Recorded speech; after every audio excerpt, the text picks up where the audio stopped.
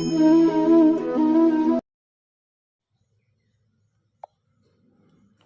Everyone, welcome back at our channel KMS English education. और आज का हमारा जो टॉपिक है that is future perfect continuous.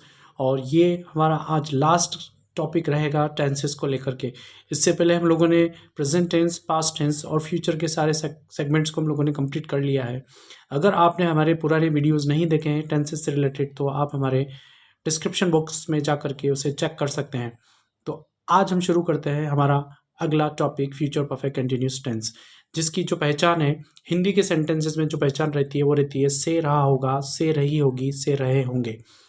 और हिंदी के कुछ सेंटेंसेस में आपको ओरली बोल करके बता रहा हूँ कि जैसे कोई स्पेसिफिक टाइम लगाया जाएगा, फ्यूचर के किसी स्पेसिफिक टाइम को लगा करके हम लोग इस सेंटेंसेस को बोलेंगे। जैसे मेरी मम्मी 2 वर्षों से नौकरी कर रही होगी, मतलब up to a specific time of the future मेरी माँ ने 2 साल तक वहाँ काम कर लिया होगा, दैट मीन्स टू से। तो फ्यूचर परफेक्ट कंटिन्यूस टेंस का यूज़ कहाँ किया जाता है कि फ्यूचर के किसी स्पेसिफिक टाइम को पॉइंट करने के लिए यूज़ किया जाएगा कि फ्यूचर के किसी स्पेसिफिक टाइम तक वो वर्क चल रहा होगा। इसके कुछ स्ट्रक्चर्स हैं जो हम लोग डिस्कस कर लेते हैं। तो 4 स्ट्रक्चर हम हर बार डिस्कस कर रहे हैं। सबसे पहला स्ट्रक्चर है affirmative, then negative, then interrogative, और नेक्स्ट पेज पर हम लोग देखेंगे इंट्रोगेटिव नेगेटिव। तो अफर्मेटिव का जो स्ट्रक्चर रहेगा वो रहेगा सबसे पहले सब्जेक्ट, फिर उसके बाद हम यूज़ करेंगे विल, शैल और हैव बीन वर्ब की एनजी फॉर्म। देन फिर हम लोग ऑब्जेक्ट यूज़ करेंगे, फिर हम लोग सिंस फॉर का यूज़ करेंगे, एंड देन हम लोग टाइम का यूज़ करेंगे। उसके बाद हम लोग नेगेटिव सेंटेंसेस की बात करते हैं। तो सब्जेक्ट सबसे पहले आएगा नेगेटिव सेंटेंसेस में, उसके बाद हम लोग यूज़ करेंगे विल शैल, और विल शैल के बाद नेगेटिव वर्ड नॉट का यूज़ करेंगे, फिर have, then been and verb की आईएनजी फॉर्म। फिर उसके बाद हम लोग यूज़ कर लेंगे ऑब्जेक्ट का, फिर since for and then time. और लास्ट हमारा जो इंट्रोगेटिव जो सेंटेंसेस का जो पैटर्न है वो ये है कि सबसे पहले हम लोग हेल्पिंग वर्ब विल शैल का यूज़ करेंगे, फिर उसके बाद हम लोग सब्जेक्ट का यूज़ करेंगे, देन हैव बीन वर्ब की ING form, then object, since for and then time. फिर लास्ट में हम लोग क्वेश्चन मार्क का यूज़ कर लेंगे। ओके, तो ये हो गया हमारा अफर्मेटिव का स्ट्रक्चर, नेगेटिव का स्ट्रक्चर, इंट्रोगेटिव का स्ट्रक्चर। उसके बाद हम लोग बात कर रहे हैं हमारे इंट्रोगेटिव नेगेटिव सेंटेंसेस की। ओके, तो इंट्रोगेटिव नेगेटिव सेंटेंसेस में हम लोग सबसे पहले विल शैल का यूज़ करेंगे, देन सब्जेक्ट, सब्जेक्ट के बाद हम लोग यहाँ पे नॉट का यूज़ करेंगे। यहाँ पे नोट जो है वो रॉन्ग प्रिंट हो गया है, इस नोट को हटा करके हम सब्जेक्ट के जस्ट बाद लगा देंगे। फिर उसके बाद हैव, फिर बीन एंड वर्ब की NG form, then object, since for and then time, फिर क्वेश्चन मार्क लगा देंगे। तो ये 4 स्ट्रक्चर्स पे हम लोगों ने डिस्कस किया, affirmative, negative, interrogative and interrogative negative. चलिए कुछ एग्जाम्पल के थ्रू हम लोग इसको समझने की कोशिश करते हैं। मैंने एक वोकैबुलरी है प्रैक्टिस आवर टॉपिक, तो प्रैक्टिस ऑन आवर टॉपिक, ठीक है, यहाँ पे ऑन लगा दीजिएगा। प्रैक्टिस ऑन आवर टॉपिक मतलब हमारे टॉपिक्स पर अभ्यास करना। तो इसका अफर्मेटिव सेंटेंस कैसे बनाएंगे हम लोग हिंदी में, हम 2 महीनों से हमारे टॉपिक पर अभ्यास कर रहे होंगे। ये तो क्या अफर्मेटिव सेंटेंस। हिंदी में नेगेटिव रहेगा, हम 2 महीनों से हमारे टॉपिक्स पर अभ्यास नहीं कर रहे होंगे। ये हो गया नकारात्मक वाक्य। इंट्रोगेटिव सेंटेंस हो जाएगा, क्या हम हमारे टॉपिक्स पर 2 महीनों से अभ्यास कर रहे होंगे। और इंट्रोगेटिव नेगेटिव हो जाएगा, क्या हम 2 महीनों से हमारे टॉपिक्स पर अभ्यास नहीं कर रहे होंगे। तो ये तो हो गया हमारे हिंदी के सेंटेंसेस। इनको इंग्लिश में ट्रांसलेट करने के लिए हम लोग यूज़ करेंगे सबसे पहले सब्जेक्ट का, अकॉर्डिंग टू स्ट्रक्चर हम लोग चलेंगे। तो सबसे पहले हमारा सब्जेक्ट आ जाएगा वी, जो कि हमने लिया है हम। वी के साथ शैल हेल्पिंग वर्ब का यूज़ करते हैं, विल और शैल में से शैल का यूज़ करेंगे, वी शैल, फिर हैव बीन, प्रैक्टिस के साथ आईएनजी लग जाएगा प्रैक्टिसिंग, फिर ऑब्जेक्ट लग जाएगा our topic, and for and since के साथ हम लोग लगा देंगे 2 months.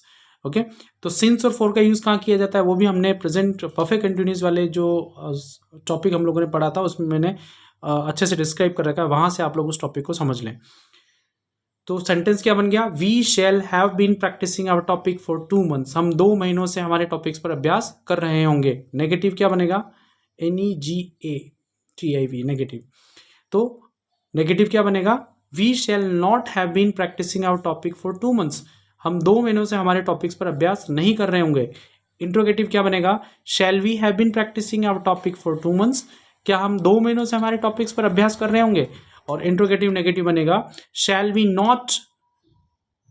Not have been practicing our topic for 2 months, क्या हम 2 महीनों से हमारे टॉपिक्स के ऊपर अभ्यास नहीं कर रहे होंगे। तो ये तो हमारा बन गया एक सिस्टमेटिक स्ट्रक्चर पैटर्न के हिसाब से सेंटेंसेस की फ्रेमिंग करना। फ्यूचर परफेक्ट कंटिन्यूस टेंस का और कैसे कहाँ यूज़ किया जाता है, तो दो यूजेस मैं आपको बता रहा हूँ फ्यूचर परफेक्ट कंटिन्यूस टेंस का हम लोग यूज़ कैसे करेंगे, कहाँ करेंगे। तो सबसे पहला यूज है to emphasize the duration of an action. किसी एक्शन के ड्यूरेशन को एम्फेसाइज करने के लिए यूज़ किया जाता है। कोई भी एक्शन जो है उसके ड्यूरेशन को एम्फेसाइज करने के लिए, जोर देने के लिए यूज़ किया जाता है बिफोर अ फ्यूचर पॉइंट, किसी फ्यूचर पॉइंट से पहले।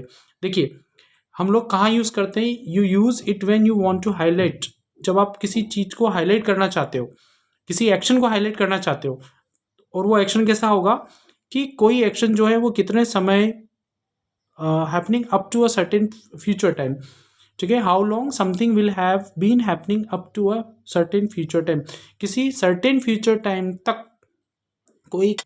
फ्यूचर परफेक्ट कंटिन्यूस टेंस का हम लोग यूज़ कहाँ करेंगे, to emphasize the duration of an action before a future point, किसी फ्यूचर पॉइंट से पहले।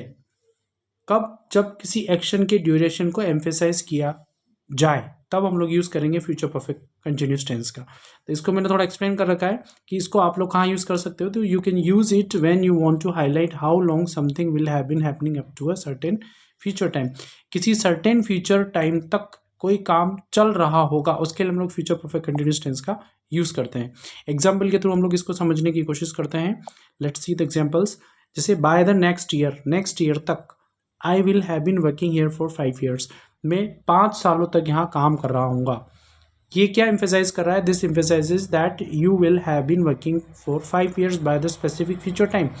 हमने यहाँ स्पेसिफिक फ्यूचर टाइम क्या बताया, नेक्स्ट ईयर तक। नेक्स्ट ईयर तक मैं यहाँ 5 सालों तक काम कर रहा हूँ, मतलब 5 साल तक मैंने यहाँ काम कर लिया होगा, अगले साल तक।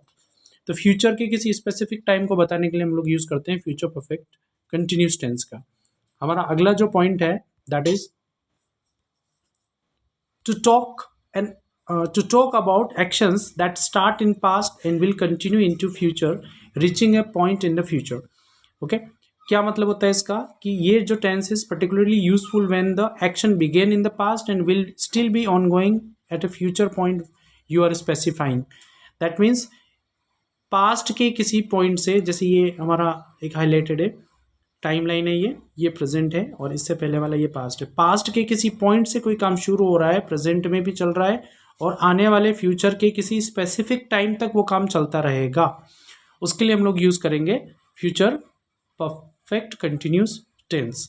ओके, जैसे एग्जाम्पल की अपन बात करते हैं। In September the head teacher will have been teaching at the school. ये तो सिंपल सेंटेंस हो गया कि भाई सितंबर में हेड टीचर जो है वो स्कूल में पढ़ा रही होगी, ठीक है। लेकिन स्कूल में सितंबर में हेड टीचर तो पढ़ा रही होगी, लेकिन उसे पढ़ाते पढ़ाते कितने साल हो गए होंगे, सितंबर में 20 साल हो गए होंगे, 20 years। Okay, so this highlight the 20 years of teaching experience at that point in future.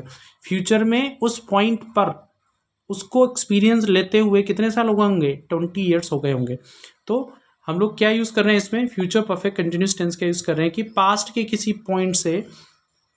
किसी पॉइंट से कोई काम शुरू हुआ है और that work will continue in present and up to a certain point of time in future also, उसके लिए हम लोग यूज़ करेंगे फ्यूचर परफेक्ट कंटिन्यूस टेंस का।